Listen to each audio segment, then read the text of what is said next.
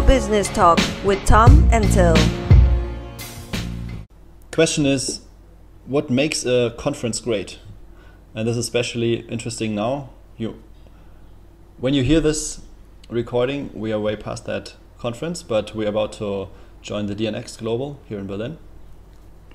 And I think that's an interesting question because we have attended some conferences together, Tom. So what's your take on what makes a conference great? I don't think it's the conference itself. Like even when I remember when I went to college to a music and audio engineering school, when I was graduating, I remember kids were coming up into the school. They were asking me like, "Oh man, like, how good is this school?" Right? And it's like, what am I going to get out of it? And it's always like, depends on what you put in. And I feel the same way about conferences. Like a conference by itself doesn't excite me whatsoever. But if I have some kind of a goal, like at the last conference, the goal was we're going to film this documentary, right? So we paid for the conference. I mean, but how much of the conference have we seen? One talk. Maybe a half an hour? Yeah, at the most. But it was a great conference, right? It was awesome because we fulfilled our goal. Yeah, we had a goal. So I went to a conference before, and my goal was to meet these 5 people and become somewhat friends with them. I met all 5. I only became friends with 3 because 2 were douchebags. But I accomplished my goal. So if you're going to a conference, it's all about like you have a clear vision what you want to get out of it. You have something that you can control, right? Not like I hope I see a great talk. I hope I'm going to meet some great people. Like how it's just there's too many variables. Like you need to control the situation. If you can't control it, if you don't know the one thing you can get out of the conference if you work at it, any conference is going to be nonsense to you, and you're going to feel like, man, I wasted my money and time.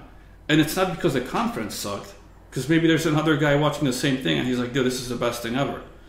But he's just got a different outlook from the beginning. So it's about expectations. It's hard. Right. So well, expectations is one thing. Like I can expect that, okay, I went to the World Domination Summit and I had a plan. I wanted to meet with some people again, see how Portland was, stuff like that. So I thought it was awesome. Once again, I barely went to anything on the conference. But I had some time on, I think it was a Sunday, and I went to the last 2 talks because I expected they were going to be great talks. It was really good people, like marketing geniuses, and the talks were horrible. And that was because the audience was not really, like me. It was life coaches. So this guy, instead of talking some high-level marketing stuff, he's going over this concept of doing the right thing. He gives a story about his daughters and how he teaches them to do the right thing. And then at the end, he throws out guitar picks that say do the right thing. And I'm like, this is the worst thing ever. To promote something.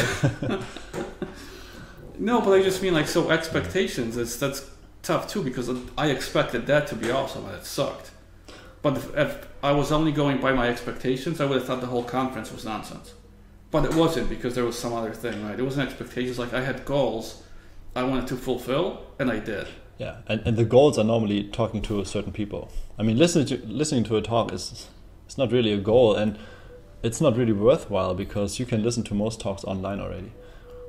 So yeah, but I also see people, and I've seen this because I went to Pat Flynn's and Ducker's little party that they had on the side of the World Domination Summit, and I've met maybe 20 or 30 people that were just randomly hoping to meet the right people. They didn't know who those right people were. They were like giving me their business cards in such a way where I was like, dude, I'm going to throw this in the garbage as soon as you leave, because it's like kind of forcing me to take it. And then whining to me why no one ever talks to them after the conference. Like no one ever follows up. And I'm like, you can't be serious right now. But that's what happens when you go to a conference thinking, I'm going to meet as many people as I can. I'm gonna network my ass off. Print 200 business cards. Yeah. I had 0 business cards. They asked me, where's your business card? I was like, I don't need one. I don't. I mean, I've talked to the right people. I got myself into a coffee shop where all the speakers were, and I talked with them, made some friends, and I was like, this is an awesome conference. How much of the conference did I see? 2 hours, but it doesn't matter. So it depends, right? It really depends, but you need to have something you can control, and that type of a goal, if you succeed at it, it's going to make the great conference. Yeah, and if your expectations are according to that and not according to I'm going to walk away with 10 new business contacts, right, then you're much happier after it.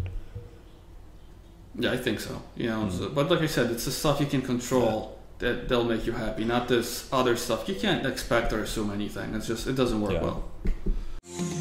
If you liked what you heard, please leave us a review on iTunes. They do matter. Also, come and hang out with us on our website, yourownwayout.com. That's yourownwayout.com. See you soon.